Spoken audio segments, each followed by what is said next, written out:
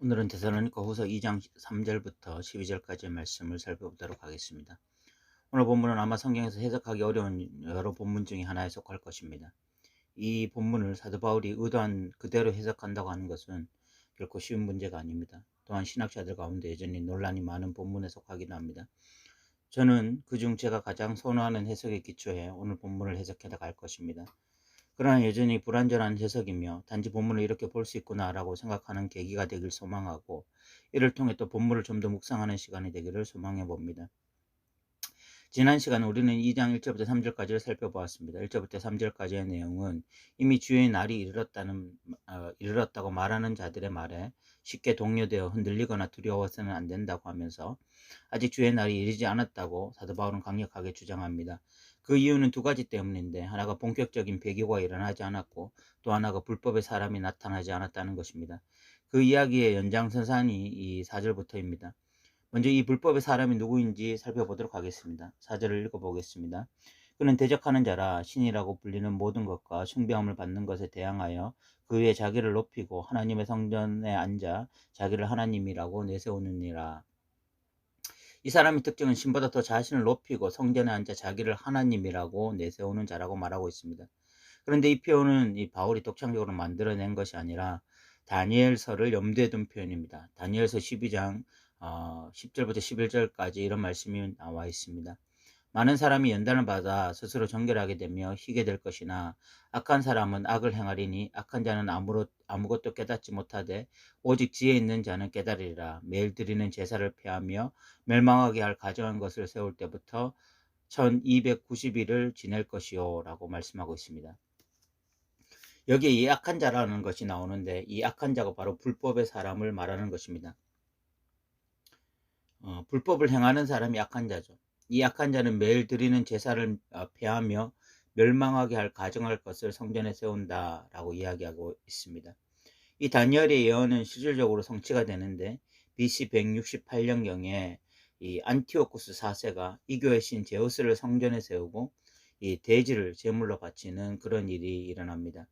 그 제우스 신을 안티오쿠스 자신과 동일시했습니다. 이때 유대인들은 다니엘서 예언이 이 안티오쿠스에 의해서 실현된 것이다 라고 생각하는 자들이 많았습니다. 바울 역시 구약에 정통한 사람으로서 이 성전을 더럽게 만들고 스스로 하나님이라 칭할 존재가 나타날 것임을 예언하고 있는 것입니다. 이는 아마 이 AD 70년경에 예루살렘 성전이 파괴되는 것을 예언한 것이 아닌가 추측해 볼 수 있습니다. 어쨌든 아직 성전이 그런 식으로 더럽혀지지 않았기 때문에 주의 날이 이르지 않았다라고 말씀하고 있는 거죠. 이 배교라는 것은 무엇을 의미할까요? 이 배교의 헬라어 단어는 아포스타시아라는 단어입니다. 이 아포스타시아라는 이 단어는 원래 정치적, 군사적 반란을 의미하는데, 이 헬라어판 성경 70인경에서는 구약에서 이 단어는 하나님을 향한 배신 행위를 가르쳤습니다. 이 종말의 시기에 점점 더 악이 강성해지고 하나님을 거부하고 부인하며 정면으로 하나님을 대적하는 현상이 나타날 것을 의미하는 것입니다. 이 디모데후서 3장 1절부터 5절까지 보면 말세에 나타날 여러 현상들을 말하는데 이렇게 말씀하고 있습니다. 너는 이것을 알라. 말세에 고통하는 때가 이르러 사람들이 자기를 사랑하며 돈을 사랑하며 자랑하며 교만하며 비방하며 부벌을 거역하며 감사하지 아니하며 거룩하지 아니하며 무정하며 원통함을 풀지 아니하며 모함하며 절제하지 못하며 사나우며 선한 것을 좋아하지 아니하며 배신하며 조급하며 자만하며 쾌락을 사랑하기를 하나님 사랑하는 것보다 더하며 경건의 모양은 있으나 경건의 능력은 부인하니 이 같은 자들에게서 내가 돌아서라 라고 말씀하고 있습니다. 뭐 자기를 사랑한다, 아니면 뭐 돈을 사랑한다, 아니면 뭐 자랑한다, 교만한다, 비방한다, 뭐 부모를 거역한다, 이런 일들은 뭐 오고 오는 모든 세대에 이런 일들이 일어났었습니다. 뭐 특별한 일이 아니에요. 그런데 이 디모데 후서에서 사도 바울이 이런 말을 하는 것은 어, 집단적으로 어떤 이런 것들을 추구하는 시대, 자기만 알고 있는, 또 돈만 지나치게 사랑하고 지나치게 자랑하고 교만하고, 이것이 뭐 한두 사람의 어떤 문제가 아니라 그 공동체 어떤 전체가 집단적으로 이런 것들에 사로잡히고 이런 것들을 추구하고, 그러면서 뭐 인간성이 사라지고, 그리고 물질 만능주의가 되고 뭐 이런 것들을 의미하는 것입니다. 그러니까 이런 집단적으로 어떤 쾌락, 물질, 또 자기 사랑 이런 것에 빠지면서 정면으로 하나님을 거부하는 시대, 이런 배교의 시대가 있기 전에는 종말의 시대가 아니다라고 사도 바울은 이야기하고 있는 거죠. 그렇다면 이 배교하는 사람은 누구를 의미할까요? 유대인을 의미할까요? 그리스도인을 의미할까요? 비그리스도인들을 의미하는 말일까요? 유대인들이라고 보기 어려운 이유는 이미 유대인들은 하나님을 배신한 상태이기 때문에, 예수 그리스도 그 하나님의 아들까지 십자가에 못 박은 자들이 유대인들이잖아요. 그러니까 유대인들이라고 말하기는 어렵고, 이 그리스도인이라고 말할 수 없는 이유는 사도 바울은 그리스도인들이 어떤 집단적으로 하나님을 배교할 것이다 라고 성경 어디에도 말하지 않고 있습니다. 오히려 사도 바울은 성도들은 주님의 날이 가까이 오면 가까이 올수록 끝까지 믿음을 지키고 승리할 자들임을 늘 확신을 심어 주었습니다. 그렇다면 이 배교는 비그리스도인들, 또 이 교회 공동체 안에 있지만 실질적으로 하나님을 제대로 믿고 있지 않는 교인들을 향한 말일 것이라고 생각되어지고, 이런 비그리스도인들이나 또 하나님을 믿는다고 하지만 실질적으로 하나님을 믿지 않고 있는, 그래서 세상의 원리와 또 세상의 방식을 따라서 하고 있는 이 모든 사람들이 어느 순간에 어떤 이 집단적으로 하나님을 대적하고 하나님을 거부하는 이런 행동들로 보여집니다. 이런 분명한 배교와 불법의 사람이 나타나야 예수님의 재림도 있을 것이다 라고 사도 바울은 힘줘서 말하면서, 아직 그때가 아니니 정상적으로 살아가라 라고 말씀하고 있는 거죠. 근데 5절에 이렇게 말합니다. 내가 너희와 함께 있을 때 이 일을 너희에게 말한 것을 기억하지 못하느냐. 사도 바울은 데살로니가 지역에 있을 때 이미 뭐 이런 배교나 불법의 사람에 대해서 이 데살로니가 교인들에게 자세하게 설명한 적이 있었던 것 같습니다. 그런데 이렇게 서로 오고 간 대화를 우리가 정확하게 알지를 못해요. 그렇기에 우리의 해석에는 한계가 많을 수밖에 없습니다. 만약 우리가 그 자리에 함께 있어서 사도 바울이 데살로니가 교회에게 이 배교나 불법의 사람들에 대해서 어떻게 자세하게 설명했는지를 알았다면, 그것을 들었다면 이 본문이 어려울 리도 없고 들은 대로 이해하면 되지만, 우리가 이 들은 것이 없는 상태에서 도대체 정확하게 사도 바울이 어떤 말을 했는지 알지 못하는 상태에서 이것을 오늘날 우리의 관점에서 재해석해야 하기 때문에 여러 추측이 있을 수밖에 없고, 또 이것에 대해서 완전한 해석이 불가능해지는 이런 일이 일어나는 것입니다. 6절부터 8절까지는 역시 이 다니엘서를 배경으로 하는데, 6절에는 그의 때를 막는 것이 있다라고 말씀하고 있습니다. 6절을 보면 너희는 지금 그로 하여금 그의 때에 나타나게 하려 하여 막는 것이 있는 것을 아나니 라고 이야기하고 있습니다. 이것이 무슨 이야기인가 하면은, 적그리스도가, 이 불법의 사람이 마음대로 이 세상에 출현하는 것이 아니라 적그리스도들을 막는, 이 불법의 사람을 막는 자가 있다는 것입니다. 그 막는 대상은 이 다니엘서에 나오는 천사장 미가엘을 의미하는 것으로 보이거든요. 이 천사장 미가엘이 허락을 해줘야 이 불법의 사람이 나타나는 거야. 이는 모든 것이 하나님의 손 안에서 운행되고 있음을, 이 불법의 사람이 출현하고 또 이 불법의 사람이 이 땅에서 막 역사하고 이런 모든 것 역시도 하나님의 손 아래 있음을 의미하는 것입니다.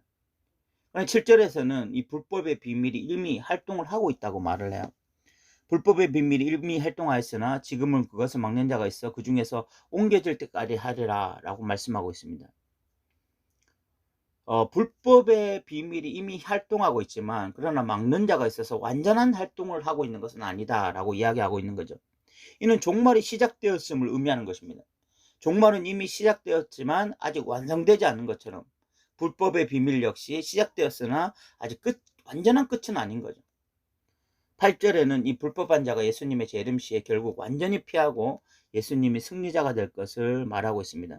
9절부터 10절까지는 악한 자는 사탄의 하수인으로 활동을 하고 있을 뿐이다 라고 말하고 있습니다. 악한 자는 사탄의 하수인으로 이 능력과 표적과 거짓 기적과 불의의 속임들로 이 사람들을 속여댑니다. 구절에 보면 악한 자의 나타남은 사탄의 활동을 따라 모든 능력과 표적과 거짓 기적과 불의의 모든 속임대로 멸망하는 자들에게 있다라고 이야기하고 있죠.